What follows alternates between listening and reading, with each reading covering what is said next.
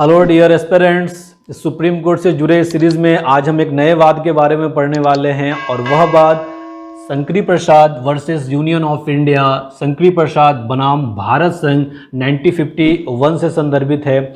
इसके विषय में आज हम पढ़ने वाले हैं। आज हम देखने वाले हैं कि किस प्रकार से आज़ाद भारत में हुए पहले संविधान संशोधन के द्वारा बनाए गए कानून को किस प्रकार से चुनौती दी जाती है। इसके विषय में आज हम पढ़ेंगे। यह विषय मूलतः जमींदारी प्रथा के उन्मूलन से संदर्भित है। जैसा कि शंकरी प्रसाद बिहार के रहने वाले थे और एक जमींदार थे। अब पहले हम जान लेते हैं कि जमींदारी प्रथा के उन्मूलन से क्या आशय है, इसका पृष्ठभूमि क्या है, यह बात क्यों उठा, क्या कारण था, इसके विषय में थोड़ा कुछ जान लेते हैं हम। जमींदारी प्रथा के उन्मूलन से आशय यह है कि जमींदारों को उस जमीन से बेदखल करना जिस जमीन पर उसे बिना किसी मेहनत के लगान मिलता हो, बिना किसी मेहनत के पैसे मिलते हों। अर्थात यह विषय जमीन से जुड़ा हुआ है तो यह विषय राज्य सूची का हो जाता है और राज्य सूची के विषय हो जाने पर राज्य तो इसके विषय में संविधान में संशोधन करके कोई कानून बना नहीं सकती है। और राज्य यदि सुप्रीम कोर्ट या हाई कोर्ट में जाती भी है तो सुप्रीम कोर्ट और हाई कोर्ट संविधान में लिखी गई बातों के अनुसार ही जजमेंट देंगे। तो इस प्रक्रिया में किस प्रकार से कानून बनता है, इसके आधार पर हम इसे देखते हैं।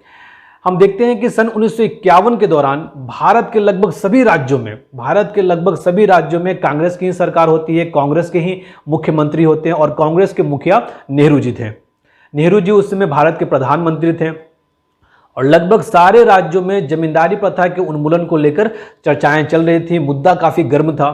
तो उस दौरान नेहरू जी को भी ये बातें समझ में आ रही थी। नेहरू जी मूलतः समाजवादी प्रकृति के व्यक्ति थे और उनका यह मानना था कि समाज के वंचित वर्गों को ज़्यादा से ज़्यादा अधिकार मिलने चाहिए और समाज के वंचित वर्गों के लिए सरकार को बहुत ऐसी सारी नीतियां बनानी चाहिए जिससे यह मुख्य धारा से जुड़ सके। तो नेहरू जी को यह बात समझ आई और उन्होंने सन 1951 के दौरान भारत का पहला संविधान संशोधन किया।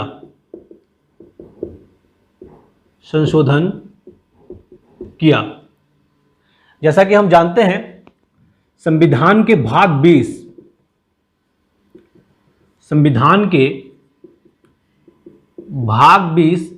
में केवल एक ही आर्टिकल है और वह आर्टिकल 368 है। 368 के दो क्लाउजेज है, क्लाउजेज 1, क्लाउजेज 2। तो इसमें बताया गया है कि किस प्रकार से संविधान संशोधन की प्रक्रिया होगी। इस आर्टिकल में यह बताया गया है। तो इस आर्टिकल के माध्यम से नेहरू जी ने भारत का पहला संविधान संशोधन लाया और इस संविधान संशोधन में क्या कही गई इसके विषय में हम जानते हैं। इसके विषय में दो बातें कही गई। जैसा कि हम जानते हैं, पहली बातें हमारे मूल संविधान में जो आर्टिकल 31 है, आर्टिकल 31 मूल संविधान की मैं बात कर रहा हूं। मूल संविधान, अब इसमें हम देखने वाले हैं कि हमारा मूल संविधान क्या कहता था और भारत में आज़ादी के बाद नेहरू जी के द्वारा बनाए गए फर्स्ट अमेंडमेंट के द्वारा बनाए गए कानून में आर्टिकल 31 में जो संपत्ति का अधिकार है उसमें क्या कहा गया, इसके विषय में हम जानते हैं। तो मूल संविधान में 31 का जो 1 था, 31 का क्लाउज 1 था, उसमें यह कहा गया कि जब किसी व्यक्ति से उसकी संपत्ति ली जाएगी या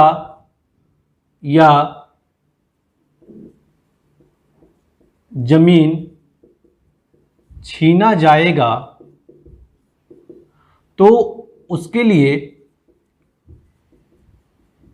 एक विधि बनानी होगी, एक कानून बनाना होगा और उस कानून के आधार पर ही उस व्यक्ति से वह जमीन छीनी जाएगी या वह संपत्ति ली जाएगी। और यह कार्य कार्यपालिका का नहीं बल्कि विधायिका का होगा, बल्कि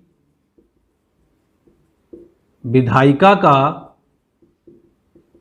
होगा। ये मूल संविधान के 31 के फर्स्ट क्लाउज में ये बात कही गई, और 31 के सेकंड क्लाउज में क्या बातें कही गई उस पर भी थोड़ा ध्यान दे देते हैं हम। सेकंड में ये बात कही गई, 31 के सेकंड में, मैं यहाँ लिख देता हूँ, 31 के सेकंड में बात कही गई कि जमीन या संपत्ति लेने की 2 शर्तें होंगी। 2 शर्तें होंगी, और वह शर्तें क्या होंगी? पहला शर्त कि जमीन या संपत्ति पब्लिक पर्पस को ध्यान में रखते हुए, पब्लिक पर्पस को ध्यान में रखते हुए लिया जाएगा,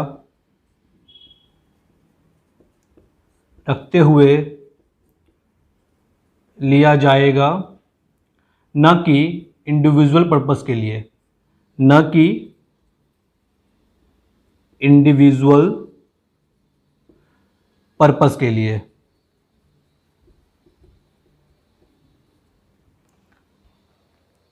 कहा गया कि जमीन या संपत्ति लेने की 2 शर्तें होंगी। जमीन संपत्ति पब्लिक पर्पस को ध्यान में रखते हुए लिया जाएगा, न कि इंडिविजुअल पर्पस के लिए। 2 बातें ये कह दी गई, और उसमें एक बात और कही गई, और पब्लिक पर्पस कहने का मतलब, अगर आपको रेल मार्ग बनाना हो, अगर आपको सड़क बनानी हो, अगर आपको हवाई अड्डा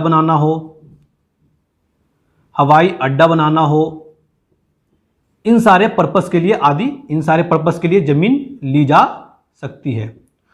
और दूसरी शर्त ये थी, 31 के सेकंड में दूसरी शर्त यह थी कि उस विधि में, जिस विधि के द्वारा उस व्यक्ति से संपत्ति छीनी जा रही है, उस विधि में यह बताया जाना चाहिए कि उस व्यक्ति को क्या क्षतिपूर्ति दी गई, या क्या मुआवजा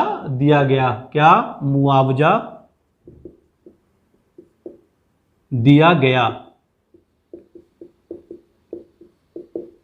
उस कानून में, जो कानून हम बनाएंगे, जिस कानून के तहत व्यक्ति की जो जमीन छीनी जाएगी, उस कानून में ही बताना होगा कि उस व्यक्ति को क्या क्षतिपूर्ति दी गई और उस व्यक्ति को क्या मुआवजा दिया गया।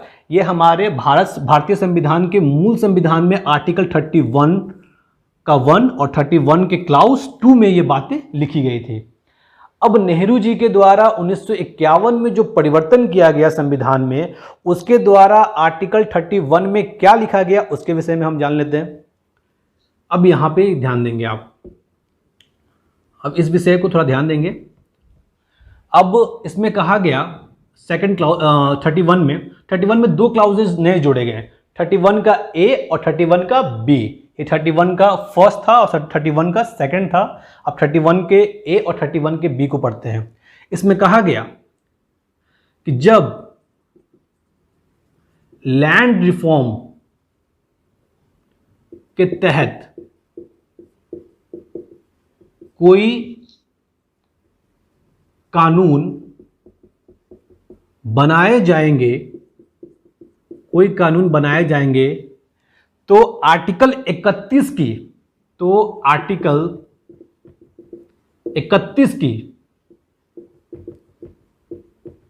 जितनी मर्यादाएं होंगी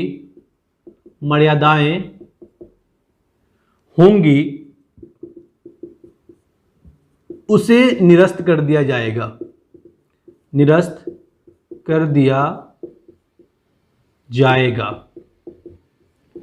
कहने का मतलब यह है कि जब लैंड रिफॉर्म के तहत कोई कानून बनाया जाएंगे तो आर्टिकल 31 की जितनी मर्यादाएं होंगी उसे निरस्त कर दिया जाएगा, यानी कि इसे निरस्त कर दिया जाएगा और इसे भी निरस्त कर दिया जाएगा। ये मूल संविधान की बातें कही गई थी जिसे दोनों को निरस्त कर दिया जाएगा।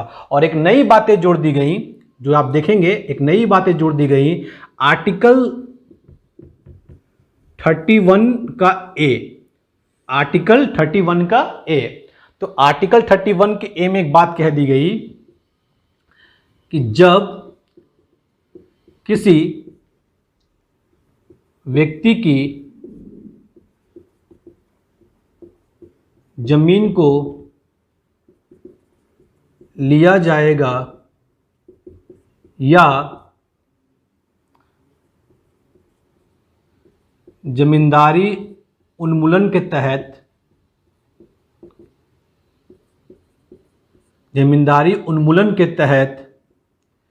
लैंड सीलिंग की जाएगी,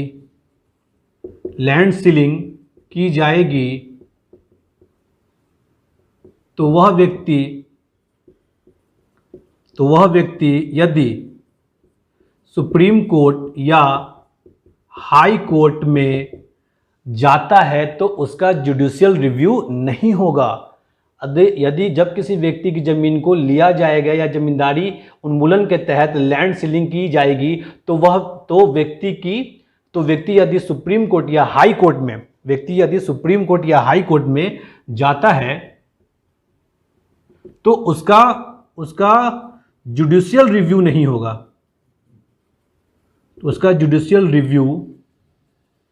नहीं होगा, यानी उसके आधार पे किसी भी केस को सुप्रीम कोर्ट या हाई कोर्ट में याचिका दायर नहीं की जाएगी, उस पर कोई कार्रवाई नहीं होगी, उस पर कोई जजमेंट नहीं आएगा। ये 31 के ए में कहा गया। और 31 के बी में क्या कहा गया उसके विषय में हम जान लेते हैं।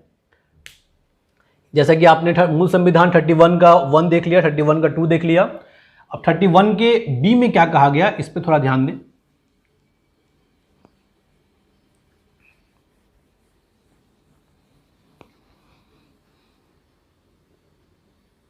(31) के बी में कहा गया कि आर्टिकल 31 के बी में कहा गया यदि राज्य का विधानमंडल या विधान परिषद या संसद के द्वारा कोई कानून बनाकर उसे अनुसूची 9 में रख दिया जाए, यदि राज्य की विधायिका या संसद के द्वारा कोई कानून बनाकर उसे अनुसूची 9 में रख दिया जाए तो उस पर कोई भी सुप्रीम कोर्ट या हाई कोर्ट द्वारा जुडिशियल रिव्यू नहीं होगा।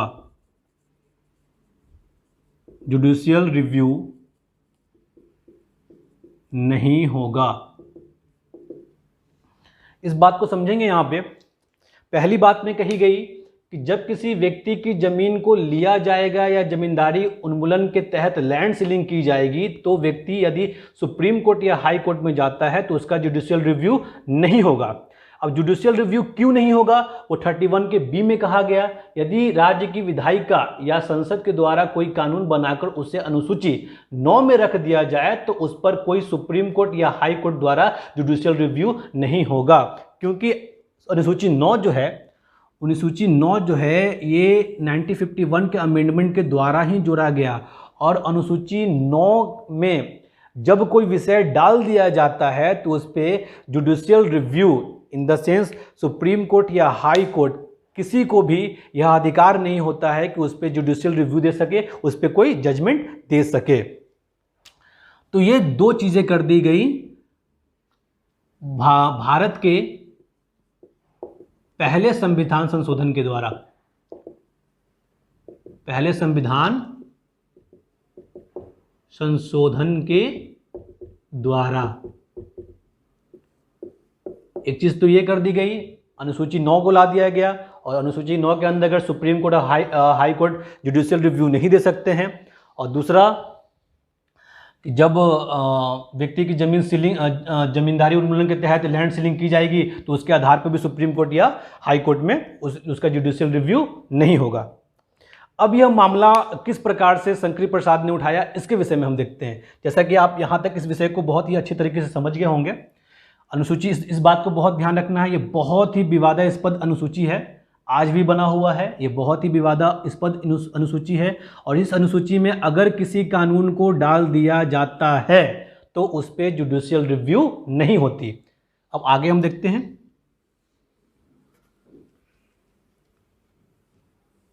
अब शंकरी प्रसाद के केस में क्या कहा गया, इसके विषय में हम देखते हैं। नेहरू जी ने तो ऐसे कानून बना दिए। अब कानून बनाने के बाद शंकरी प्रसाद के मामले में क्या मामला उठा। शंकरी प्रसाद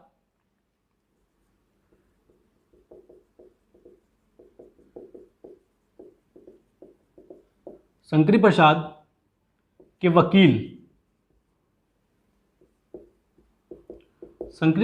वकील द्वारा एक याचिका दायर की गई। शंकरी प्रसाद के वकील द्वारा एक याचिका दायर करेगी पटना हाई कोर्ट में। पटना हाई कोर्ट में शंकरी प्रसाद के वकील द्वारा एक याचिका दायर की गई और कहा गया कि जो यह कानून बनाया गया है यह अपने आप में अवैध है। यह कानून अपने आप में अवैध है। अब किस प्रकार अवैध है तो इसके विषय में देख लेते हैं। हमारे भारतीय संविधान के आर्टिकल 19(1) के एफ में, हमारे भारतीय संविधान के आर्टिकल 19(1) के एफ में संपत्ति के अधिकार को दिया गया है। संपत्ति के अधिकार को दिया गया और आर्टिकल 31 जो संपत्ति के अधिकार को बताता है, आर्टिकल 31 जो संपत्ति के अधिकार को बताता है, इसके विषय में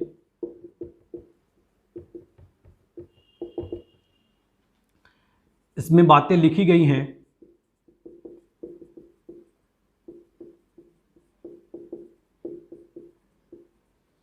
मूल संविधान की मैं बात कर रहा हूं। आर्टिकल 91(f) संपत्ति के अधिकार को दिया गया है और आर्टिकल 31 में जो संपत्ति के अधिकार को बताता है इसके विषय में इसमें बातें लिखी गई हैं। अब मैं बता दूं कि संपत्ति के अधिकार को किस प्रकार से दिया जाना है वह आर्टिकल 31 में लिखा गया है। तो इस आधार पे शंकरी प्रसाद के वकील ने केस किया कि भाई हमारे आर्टिकल 91(f) जो संपत्ति का अधिकार दिया गया है उसका हनन हो रहा है और आर्टिकल 31 के तहत जो संपत्ति के अधिकार के कानून को बताता है कि संपत्ति के अधिकार में किन किन चीज़ों को दिया गया है उसका हनन किया जा रहा है, यानी हमारे फंडामेंटल राइट का हनन किया जा रहा है। तो किस प्रकार से फंडामेंटल राइट का हनन किया जा रहा है तो एक बात और ध्यान देंगे, इस बात पे एक बात और ध्यान देंगे कि आर्टिकल 13 का क्लाउज 2 यह कहता है कि जब कोई कानून सुप्रीम कोर्ट की मर्यादाओं को सीमित करती हो, जब कोई कानून मूल अधिकार के मर्यादाओं को सीमित करती हो तो वह कानून अपने आप में निरस्त कर दिया जाएगा, वह कानून अवैध माना जाएगा। आर्टिकल 13 के 2 में लिखा गया है कि जब कोई कानून मूल अधिकार का हनन कर रही हो तो उस कानून को अवैध माना जाएगा, उस कानून को अवैध माना जाएगा।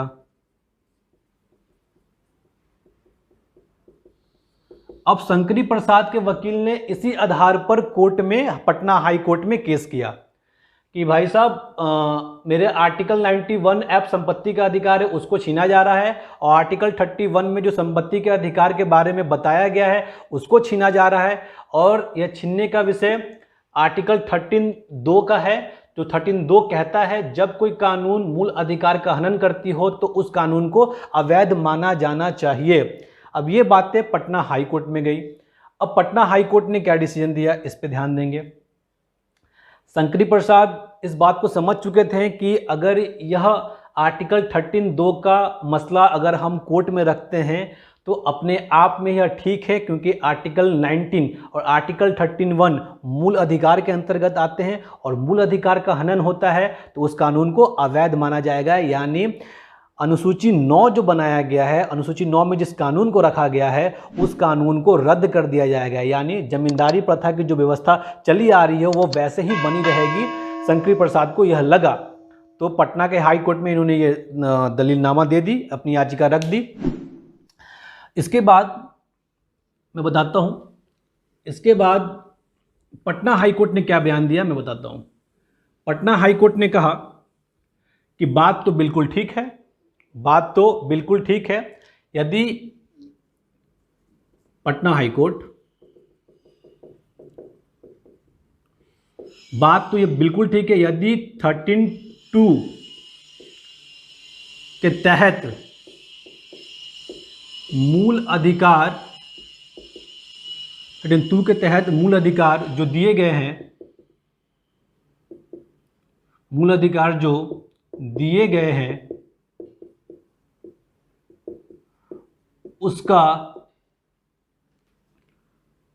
किसी कानून के द्वारा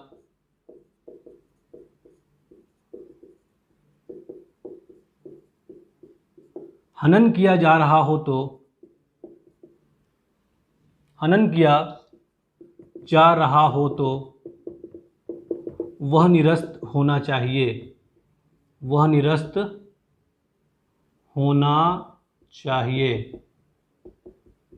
यानी पटना हाई कोर्ट ने साफ साफ कह दिया, आर्टिकल 13(2) में लिखा गया है कि यदि किसी मूल अधिकार का हनन होता है और ऐसा कानून बनाया जाता है जो मूल अधिकार का हनन करता हो तो उस कानून को निरस्त कर देना चाहिए, रद्द कर देना चाहिए। तो पटना हाई कोर्ट ने शंकरी प्रसाद के पक्ष में ही बयान दिया और कह दिया कि जो अनुसूची 9 है उसे रद्द कर देना चाहिए, रद्द कर देना चाहिए, क्योंकि आर्टिकल 91 का एफ और आर्टिकल 31 ये दोनों फंडामेंटल राइट हैं, ये दोनों फंडामेंटल राइट हैं। और जो नया कानून बना है अनुसूची 9 में वो दोनों फंडामेंटल राइट का हनन करते हैं, इसलिए इसे रद्द कर देना चाहिए। अब सुप्रीम अब मैं बता दूं कि पटना हाई कोर्ट ने ऐसी बातें कह दी। इलाहाबाद हाई कोर्ट ने भी ऐसी बातें कह दी, नागपुर कोर्ट ने भी ऐसी बातें कह दी। लगभग बहुत सारे कोर्ट ने पटना हाई कोर्ट की बातों को स्वीकार किया और उन्होंने कहा कि बिल्कुल सही बात है, आर्टिकल 13 के तहत मूल अधिकार का अगर हनन होता है तो उस कानून को अवैध माना जाएगा। अब ये बात सरकार के पास पहुंची, सरकार समझ गई कि ये सारे कोर्ट लगभग इसी के पक्ष में बयान दे रहे हैं, तो सरकार पहुंच जाती है सुप्रीम कोर्ट। अब सुप्रीम कोर्ट में क्या मसला होता है इसके विषय में हम देखते हैं।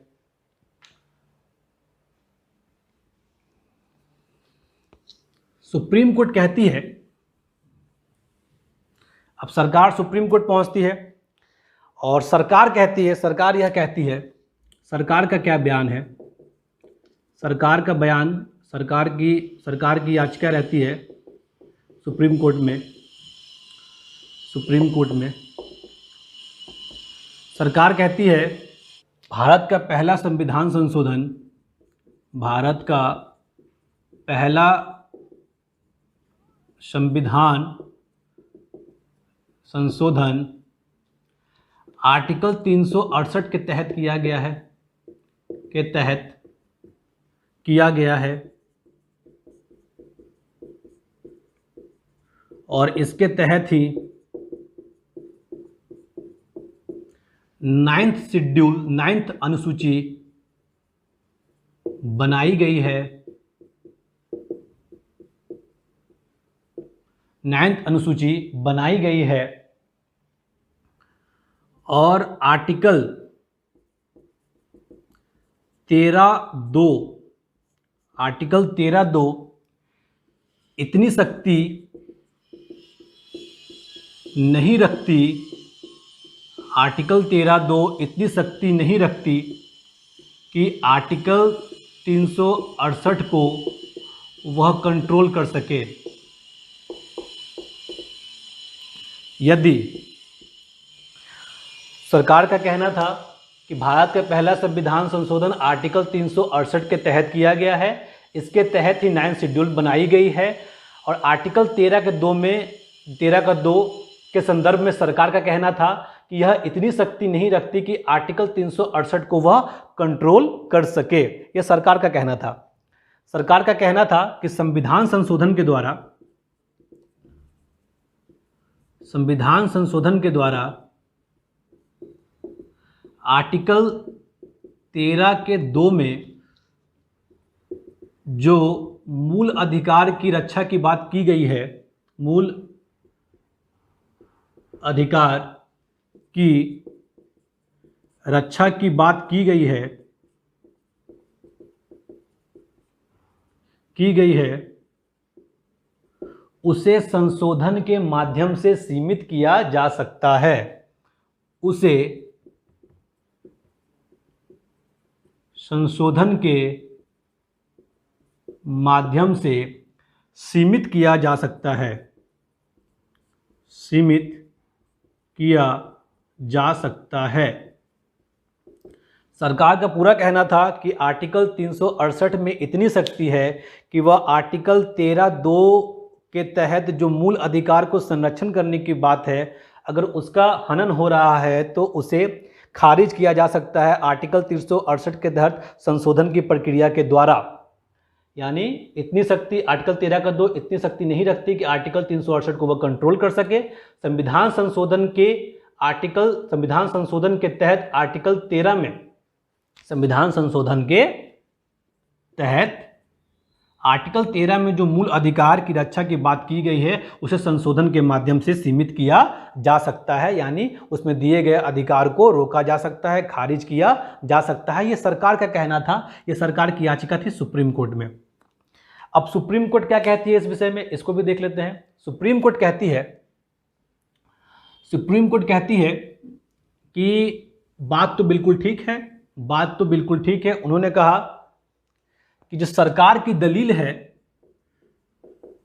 सुप्रीम कोर्ट का बयान, सुप्रीम कोर्ट का जजमेंट क्या रहा, सुप्रीम कोर्ट का जजमेंट, जो सरकार की दलील है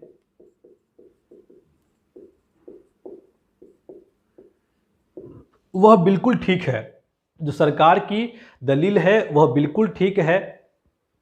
संविधान संशोधन के माध्यम से यदि कोई कानून बनाया जाता है और उस कानून के माध्यम से मूल अधिकार को यदि सीमित किया जाता है तो यह किया जा सकता है, क्योंकि आर्टिकल 368 यह अधिकार देती है कि संशोधन के माध्यम से मूल अधिकार को भी सीमित करने की प्रक्रिया को अपनाया जा सकता है। यानी सुप्रीम कोर्ट ने सरकार की बातों को बिल्कुल सही ठहराया और उन्होंने कहा कि आर्टिकल 368 के माध्यम से 13(2) में दिए गए अधिकार को सीमित किया जा सकता है। और सरकार ने साफ साफ एक बातें और कह दी कि यदि राज्य की सरकारें या केंद्र की सरकार कोई ऐसा कानून बनाती हो सामाजिक सुधारों को लेकर हो, आर्थिक सुधारों को लेकर हो और इस पर मौलिक अधिकार को सीमित किया जा रहा हो, तो यह अधिकार बिल्कुल सही है, इसके अधिकार को बिल्कुल सही माना जाना चाहिए। और इस अधिकार पर सुप्रीम कोर्ट ने सरकार के पक्ष में बयान दिया, सरकार के पक्ष में दलील दी